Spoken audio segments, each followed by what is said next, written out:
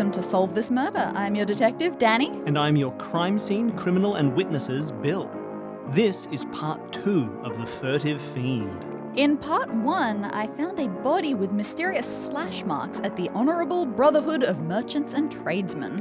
Dani also spoke to the witness Reuben Berg, who, aside from finding the body, also said he'd been serving coffee to a strange and mysterious man recently. And in my search of the Brotherhood building, I discovered a basement which contained candles, a pentagram on the floor, and a strange sigil repeated many times on the walls.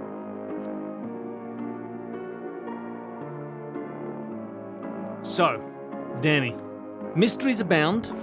How would you like to bind them? I need more witnesses. You need But I people. don't want to talk to the people who might be involved in this. And you ended the last episode by telling me that I'd made some spectacularly insightful point Yeah, so sorry.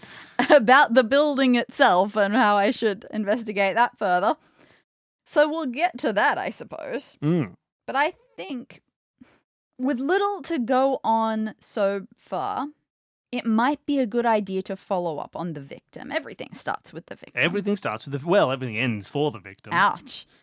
I found what seems to be her license. Yes. Therefore, I found her address. And her name. Let's be assertive. I want to go to whatever it says her address is. Sure. You head off to her address. Victoria's basement. To Victoria's basement. She lives in an apartment on the 8th floor of 26 Main Street. Goodness, this is really specific. Yeah, don't worry too much about it. Is that close to where we are now or quite far away? Neither. Okay, aggressively medium. But you head to Victoria Buckland's apartment. Mm-hmm. I do so. I get there. This is a normal time of mid-morning, I assume, at this point. Yeah. I knock on the door. You knock on the door to the apartment. The doorman has let you up. Naturally. He said, "Don't you worry about it. You can go right up to Miss Buckland's apartment. I'm a doorman. Go for it." Mm-hmm. You knock on the door. Nobody answers. Anything suspicious about this door? Had some door issues today. This door looks like a perfectly normal door. In that case, I go back down and I talk to the doorman. "Hey, how you going? I wish I hadn't given myself this voice seconds ago.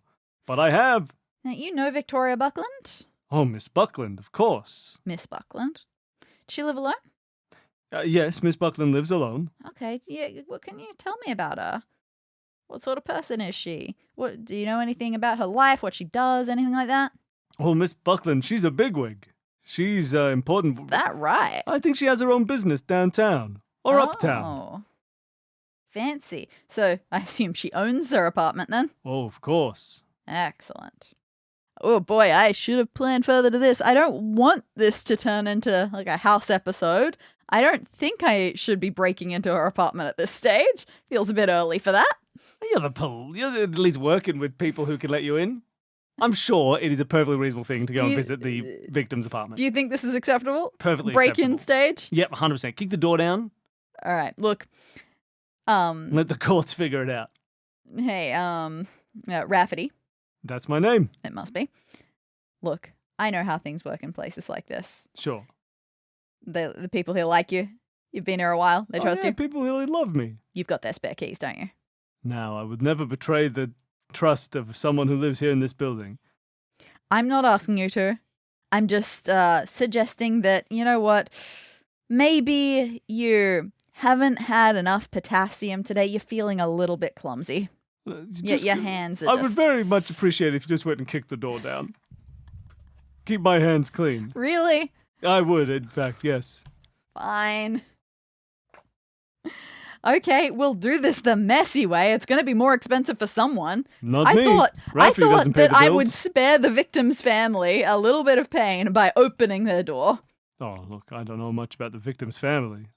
They never visit. I mean, her sister, but other than that, they don't visit. Okay, sister, and interesting that me saying the word victim didn't set off any alarm bells for you. I'm assuming if I was this talkative that you already had described some level of the situation to me. Sure. Sure. Don't take Rafferty's acceptance of the situation as an admission of guilt. Underlining Rafferty. Please, I'm not even in the notes.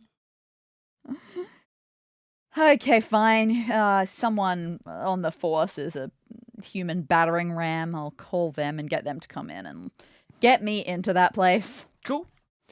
Minutes later, you're met by the largest police officer you've ever seen. His hands, his fists look like big hunks of wood. He's a human battering ram, and he says, "I'll do it. I'll let you in." And he knocks the door down. You're a peach. "Thank you. Bye." And he leaves. Aww.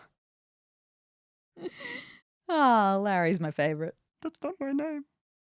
I can't believe you'd forget my name." It's the affectionate name. Whatever. All right, let's take a look at this place. You're in. Having a look around the apartment, one of the first things you notice is it is messy. That's okay. Not in a way that looks like it's been trashed or broken into other than by you. Can't believe you'd do that. But it does just look messy, disorderly. Things are poorly organised all around the place. There's piles of books that are clearly just, I finished reading that, it goes here. There's piles of... man, why is she dead? I like her. A generally disorderly vibe. You know what? That's okay. The more disorderly it is, the more you never know what you're going to find as you look around. True. As you do look around, you find a few things. Yeah, here's the thing. I want to be keeping an eye out for certain things, but I don't really have much at the moment. I have no suspicion of finding the key that I think I could be after. No. Anything with this funny symbol on it, I'll certainly be keeping an eye out. Beyond that, yeah, I don't really know. I've just got to see what catches my eye. Yeah, and looking around, there's a bedroom, a kitchen, living room, and a bathroom. But that's mostly it. Looking around, did any of these rooms strike your fancy? We're dealing with cult situations. Anywhere that there might be likely to be a bookcase where I can start flipping books. So let's start with the living room area. You look around the living room, and while there are books strewn about, no big fancy bookcase. Nothing that looks like it's concealing secret passages. Gotcha. I check out, is there a rug on the floor? Lift rug, anything up for trapdoors? That'd be like weird that. for an 8th floor apartment, but you never know. One thing you do notice on a coffee table is a cookbook that is open. Based on the spatterings and splatterings you see on it, it looks like a cookbook that is in regular use. Mm-hmm. It is open to a recipe, not one that seems to your eye to be any more interesting than any other recipe in the book. Okay, beef bourguignon. And you can see the book is titled The Taste of the Fertile Crescent. Oh, which one is Fertile Crescent? Is that... which river is that based around? I think it's quite Mesopotamian, Yeah. bit Tigris-Euphrates-ish. It's the whole sort of, the Levant, it's that whole area. Okay. Now, I don't feel how that could be a clue at this stage. But why would I mention it? Right? Maybe I'm just filling in some colour. Yeah, sure. That's how we do things. Okay, well then I breathe in. Does it smell like beautiful spices? You breathe in quite the opposite. Oh. The book, if you sniff the book, smells a little bit like delicious spices. Definitely some of the little splotches of soup that's fallen on it smell very nicely spiced and made. Well, somewhat. Fragrant At least enough. there's a lot of fragrance in them. They've clearly been spiced. But as you get up and smell around, no, there's a different odor that doesn't really smell nice at all. Oh boy. Not like blood, not like gore, not like viscera, nothing like that. Just something that when you smell it, your nose sort of goes, no, not for me. Oh man, I know where this is heading. I go to the bathroom. Clean, fresh, easy. Don't even worry about it. Huh. Nice little bathroom. You don't know anything about where it's heading. Kitchen? You go to the kitchen. Again, the disorderly vibe sort of lingers in this kitchen as well. Things put in random places, spices that aren't sitting in the right areas. What you do find there is an empty teapot that's sort of sitting in the middle of a little table in the kitchen, like an island in the kitchen. Okay, that's reasonably unsuspicious. It's got some herbs in it that you can't quite identify, but seem to be the source of the smell. Oh, wow. Leaves, tea. So Really. it's Herbs is not even necessarily the right thing. It looks like a tea, but empty of water, but still has some dregs of leaves and tea and stuff. But it doesn't smell like tea to you. It smells off. Not rotten, not excessively weird. Just like there's a little bit of you that goes, No, not for me. Okay, But definitely another not thing that I'll something be that- asking the lab boys. If it's anything, it's an acquired taste. Well, yeah, there are a couple of things. Whenever you find strange tea, one, you've got to wonder, is it just a tea that you're not familiar with? Two, is it a hallucinogenic tea? Three, is it a poison tea? All of these things are very much worth discovering, so They're all very someone much- who knows what they're doing can do some analysis of that. I take it, but my hands can't unform the fists that I've made. Aww. I am only for battering and nothing else. All right, we'll call someone else. Okay, Good thing we've got an endless supply of I'll people. call Larry. Larry's got fingers. He is your favourite after all. All right, interesting. Do I get a sense of, just by examining things, especially the various fragrances, rubbish in the bin or stuff hanging around the sink, does it feel like this place has been sort of inhabited very recently, a normal Yes. amount of time? Okay, Yeah, normal amount. Yeah, there's food in the fridge. great. Okay, we've heard word of a sister existing, so I suppose another thing to look around for could be things like phone numbers pinned to the magnet pinned to the fridge. I wanted to say an address book, but I don't know if people still have address books. That sort of thing. You do notice stuff not pinned to the fridge, but looking around, you sort of make your way in the kitchen. You don't see anything. In the living room, there's Oh, it would be books and super other stuff. helpful. Mm. Old wedding invitations pinned to the fridge that have RSVP details. Can Well, you make it one of those? sorry, nothing like that. But you do find a few letters in the bedroom. Oh, okay. They're sitting on a bedside table, well, in the top drawer of the bedside table. That was a risky move to go exploring there. You find one other thing on top of the bedside table, right next to the bed. Mhm. You find a gun. Oh my. Tell me more. It is Small, big? it's a small gun, What? sort of thing you could put into a small bag if you needed to. Okay. And it's sitting on the bedside table. It's got a pearl handle. Beretta. It's a Beretta. That's a small gun, Sure, right? it's a Beretta. Okay. And I'll have none of you gun people telling me that that's a silly gun in this context. If it is, suspend your disbelief. Yeah, this is like not knowing what smoking feels like. We're okay with it for now. I also can't draw guns any better than I can draw keys, so she's got a hairdryer on her bedside table. Perfect. Interesting. Yeah, I've got my fingerprint unsmudging gloves on at this point, so I, totally knowing what I'm doing, check its bullets and all of that. It is a loaded gun. Oh my. And you also see in this top drawer, sort of sticking out, a bunch of letters, envelopes. Given that you were looking for that sort of information, you take them out, have a quick look. Many of them addressed to Victoria Buckland. Mm-hmm. There are a couple addressed to Buckland Financial. Okay. That is big wiggy. But you do notice that quite a few of them are bills.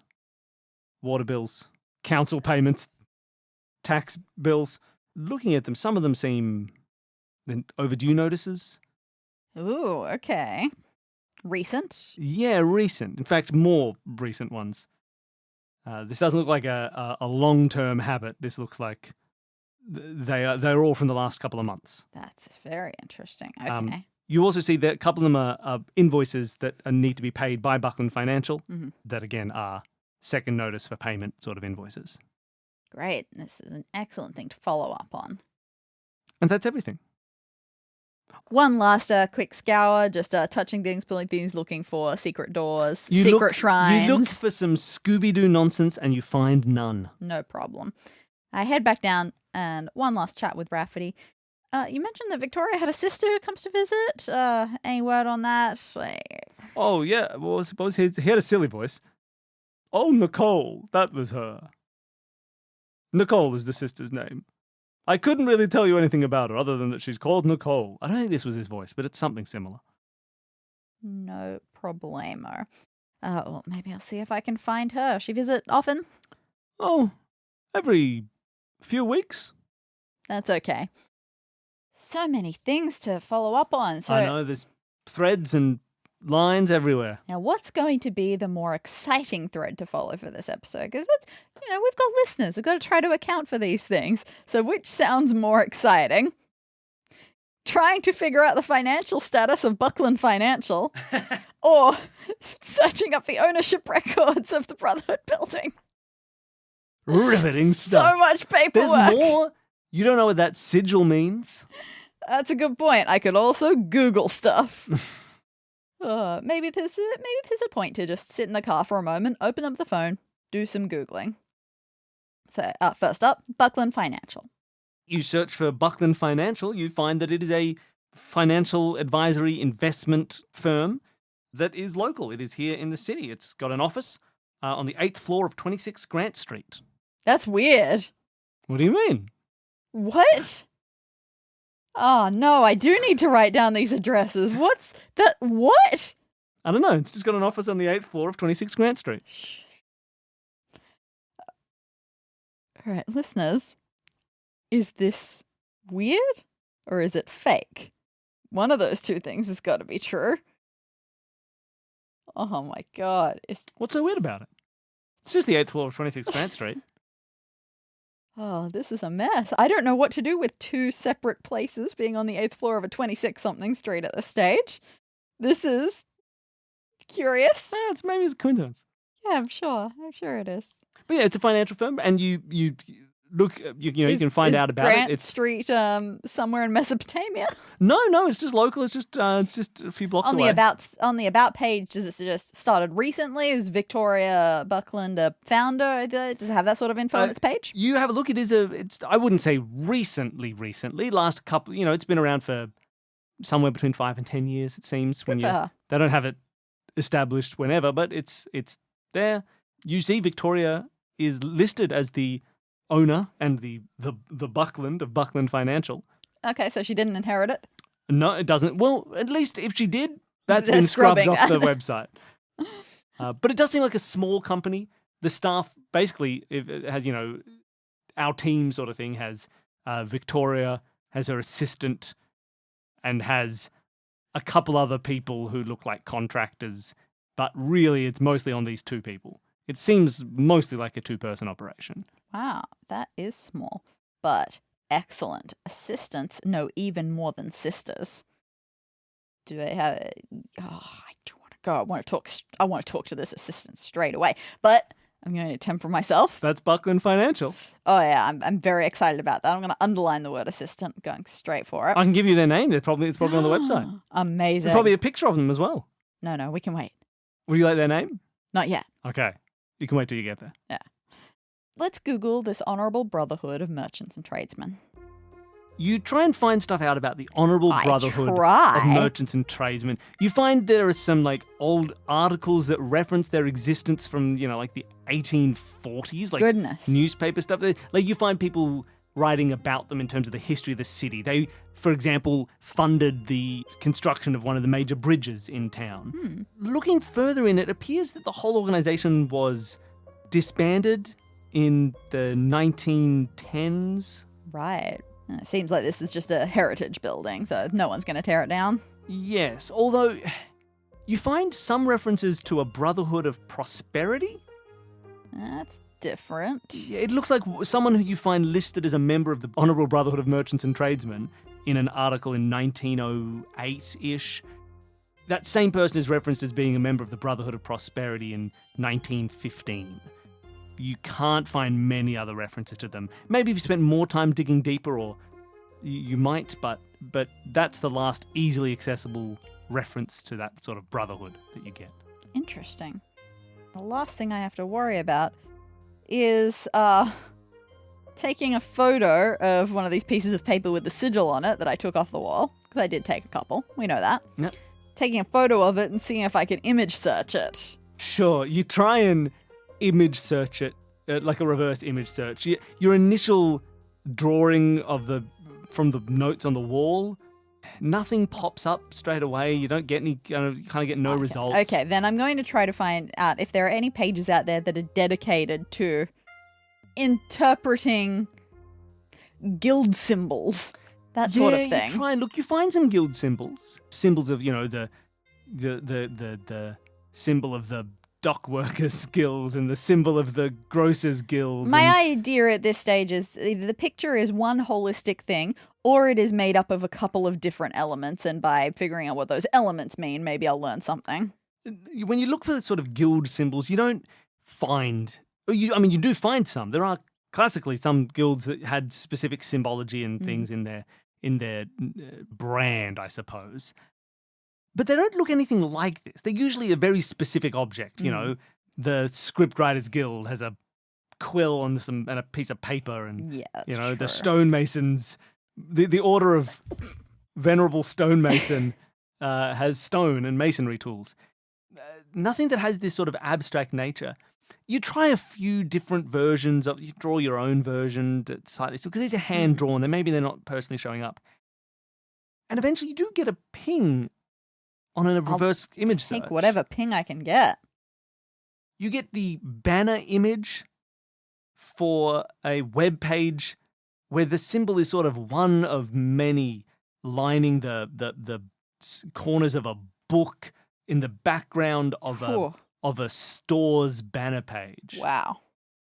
Luckily, eventually one of your drawings ended up close enough in its thickness and design to ping this as a match after quite a while. People have been knocking on the window of your car and be like, yeah, ma'am, are you all right? Are you okay? Don't give me a ticket. I'm with you. Oh, okay. I was going to give you a ticket. I'm a greengrocer. What are you doing banging on people's car windows? You want to buy a mango? What does my resting, concentrating face look like? Yeah, it looks like someone who needs a mango. A scream? 2 for only $2.50. That's great. Yeah, I ship them in myself. I've got connections, you see. From? Oh, where from? Wouldn't you like to know? Mesopotamia? Not at all. Comoros. Huh. I can't imagine the climate's very good for mango growing in Comoros. It's fairly far south, isn't it? Yeah, but I don't know if that's a bad thing. Comorosian mangoes. 2 for $2.50. I gotta try I'll let you get back to work. Tell me about this store that I have found. This banner ad is on a web page for a local occult shop. I love everything being local. And the name of that occult shop is Monk's Emporium. That's M-U-N-C-K. Monk, and then Emporium, but without an E. There's a little apostrophe. Monk's Emporium. Excellent. Oh. There's no information on the site as to what that symbol is. It's not really referenced anywhere. No, that's okay. Image. That is enough of a lead that I need there. But, excited though I am, I think I need to go find this assistant. All right. Now, tell me their name. You travel to Grant Street, and you head up to the offices of Buckland Financial. You head up. The elevator door opens on the 8th floor of 26 Grant Street. And you are greeted by a young man, maybe in his late 20s. Sure. He has, he's short, slightly overweight young man. He has a very small moustache and is wearing a waistcoat.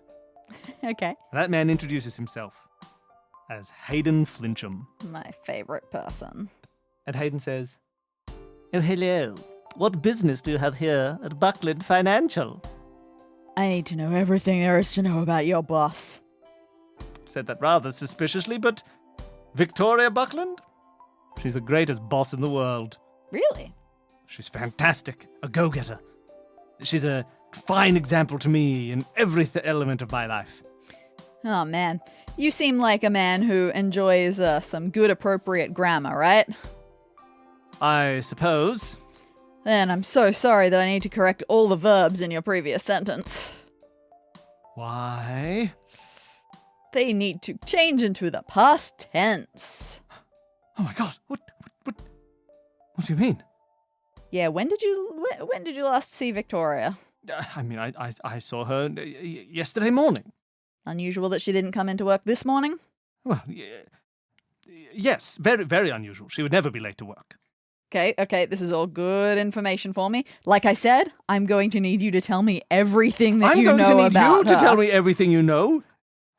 Is Miss Buckland dead? To the best of my knowledge, with all of my forensic experience, 80 years of it. You're old. I don't like to confirm or deny these things, but it's as close to a confirmation as we can get, I'm afraid. Oh my God. I need to sit down. Yeah, he unbuttons his waistcoat and sits down. All right.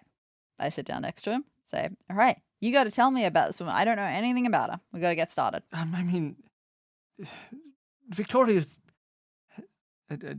she was my boss. She's a financial advisor. She handles people's money and... Lots of companies, big companies, small-time people, individuals. What are we talking? It's mostly for individuals, Okay. or for small companies as well. I suppose. She will invest their money for them and make sound decisions. She makes. Right. Things going well? I mean, quite. Look around. He gestures to the office. It doesn't seem like it's going well or poorly to you. It's just an office. She knows what she's doing. Look, sometimes things go down for a while, but they always come back up. That's what Victoria always taught me. Every time you see red, black is on the horizon. I think she was talking about investment, not roulette. Yeah, trying to figure out what else I can symbolically read into that. Let's be real here. Like, obviously, you're right. These things, businesses, they can go up and down. In my experience, a good assistant is worth their weight in saffron. Don't pander to me. How much of things recovering when things go badly and then they recover? How much of that is due to Victoria? How much of that's due to you? Well, no, I don't make any of the decisions. In fact, I will put it on the record. I don't make any of the financial decisions here at Buckland Financial. But what about the interpersonal ones? Oh, interpersonal is very important. I help. I talk with her clients and I greet people at the door, such as you, and I learn a lot from Victoria. I mean, hopefully one day I'll be running a place like this myself. I thought I would have a few more years with Victoria, though. But no, sorry. Stiff upper lip. And all that. I starched my moustache just to keep it stiff. Did Victoria have any acrimonious relationships with any clients? Well, not with... This is a stressful business. Look, acrimony happens now and then. I wouldn't say any of her clients. Her current clients seem to love her quite a lot, especially the last year or so. A lot of good new clients coming in, and she's doing well by them. I would say even the ones where when money's down, it comes back up. So anyone none of her current clients have an issue with her, I would say. Right. Now there are some other people who I may have had some issues with her. All my recording devices are off. Okay, look. There's a man Victoria would meet with occasionally. In fact, quite frequently. Especially for the last year or so. He never came on as a client, but they would talk a lot. And his name is Caleb Humble.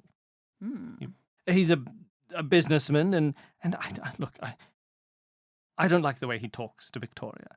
He keeps trying to teach her the ropes, tell her how to do things, and she doesn't need that. And she makes it pretty clear. And look, I've never trusted that man. He looks at Victoria with danger in his eyes. And why does she keep meeting with him? If he's not a client. I'm not quite sure of the exact nature of their relationship. They seem to bicker, but they meet and talk and about business. They give advice and take advice. He doesn't seem to take any from her and only gives it. Some men are like that, not like me. I'm an ally. All right. Well, that's certainly interesting. This is the sort of thing where we've got someone who may be moving on to inherit a business. That's a big step up for him. And normally the sort of thing that you describe as potential motive. But it doesn't quite have the vibes yet of business being what's going on here. Still not impossible, because we don't have any motive at this stage. But we're looking deep into the shady guild side of things here. And any mysterious men popping up who aren't clients but just happen to be showing up every couple of weeks, that's on the shady guild side of things. So I'm looking forward to that. There's so many directions, so many arrows to follow. Oh no. Which one do I do next? All right. Well, I'll definitely be doing a bit of look into that. Thank you. This place does look quite nice. You been here long? Yes. We started in a different building, and Victoria wanted this space, so we moved here maybe a year ago? 3 or 4 years. No, 3 or 4 years ago. We've been here right. in this spot. Does she just love 8th floors or something? You know that she lives on an 8th floor? Oh, really? Yeah. I didn't know that. How funny. Maybe it just makes her feel safe. Maybe. Yes, strange. Maybe it's just complete Could be a good luck thing. Some people like 8 as a lucky number. It could be a good... Victoria does say... I will say this is not something I'm too subscribed to myself, but I've seen Victoria has a few superstitions and... is that right? She does believe... I've seen her close her eyes and say a little prayer before checking what the numbers are every morning. Define prayer in this case? Oh, I'm assuming a normal Christian prayer. You're assuming? I don't hear the words. Right. Anything in her office that you think might be enlightening? Oh, you can have a look around if you'd like to. It's probably not the worst idea, just to be safe. Probably won't do anything. Certainly won't, take any sensitive business information. That's not what I'm here for. Yes, of course. But if you think it'll help, I'll let you in. Fair warning. You might struggle to find what you're looking for. A bit of a mess. A little bit. That's okay. I guarantee I've seen worse. Guarantee. All right. He opens the door to her office. You should have seen her body. What a mess! He opens the door to the office, and it is in disarray. Though, to be fair, not as much as Hayden made it seem like it was going to be. He may have overstated. It's clearly disorganized. Doesn't look like a hurricane hit it or anything. Great. There is a desk in the center, a chair. She's got a computer. There's papers sort of strewn about, but that's the end of my sentence. There's papers sort of strewn about, but you can have a look. Is there anything in particular you're looking for or at? First things first. Secret doors. You look for as many. You pull every bookshelf. You turn there's a little bust of Shakespeare. The head doesn't come off. Ridiculous. Nothing like that. Anything strange, eye-catching, any symbology, anything that looks superstition-based going on in here. You look around. There are a few little sort of statues or like tiny little sort of like trinket-style things. Nothing that you can identify necessarily. Nothing that you don't see that sigil that was on the walls. No, certainly. But they look like the sorts of things that someone might hold in their like sort of the feeling of a rosary or a crucifix without any of the Christian symbology of a rosary or a crucifix. Oh, okay. Check out the desk, open some drawers, that sort of thing. You have a look around. Most of it again is notes and that don't make much sense to you about investments and things like that. I'm very bored as I read them. You just see two things that catch your eye. You see a small sort of like an appointment book. Oh, brilliant. That's excellent news. And you see some receipts and things like that sort of jammed into a drawer a bit haphazardly. Okay. Super recent receipts? Weirdly, a lot of these receipts, there are a lot of them, but they're very explicitly not super recent. Huh. The receipts in this sort of pile that you're looking at are mostly receipts for drinks and chips and things like that at the Golden Sky. You recognize the name The Golden Sky. It's a local casino. Okay, so chips must have been chips, exchanging for money and chips to play games at the casino. But a lot of money spent on drinks. How long ago are we talking? The dates on the receipts are quite frequent, every couple of days, sometimes multiple days in a row, up until about 3 weeks ago. Oh, okay, that's quite recent. And there's none in the last 3 weeks. Hey, Hayden? Yes? Can you tell me about Victoria going to Golden Sky? Personal or is that like business schmoozing? Look, I'm She goes, there are very normal amounts I'd like to get out, of course. When she needs to unwind, she goes for a drink. Okay, so personal. And sometimes we'll take a client there for a bit of schmoozing. All very above board, all very normal. Yeah, that's fine. I'm not suggesting anything. Wonderful. Just I wouldn't want you to. Do I have any way into a computer? The computer is locked password-wise, and at a certain point, Hayden gets to, if you want me to unlock the computer, I might need a judge to tell me to do that. Yeah, that's fair. That sounds like I could be trying to steal your business secrets. It feels like the last thing to look at here for the moment is to check out the appointment book and flip to sometime in the future where it starts to be blank and then work my way backwards. Yeah. Does that make sense why I get what do you that? mean. Yeah. You kind of look at what, you go I ahead. how far in the future she planned. And look, there's a few months ahead of things written into this appointment book. Meetings with various clients. And you do see, as Hayden said, the last year or so, there's been a lot of new names added to this client book. There have been meetings going on every day for the last, even for the last couple of weeks. There's been meetings scheduled with various clients. You see similar names popping up a lot. You see Caleb Humble pops up quite routinely. Every 2 weeks or so, there's a meeting with Caleb Humble on the books. You see some of her new clients. A lot of them are phone meetings of people who are, there are cities associated with some of these people, all just around the country, but not always local. One that there are frequent meetings with as well. You see a man named David Sagstad. Wow, that's Sagstad. David Zagstad. Sagstad. Let's say Sagstad. Sagstad. Great. Or Zagstad, if you like. Question.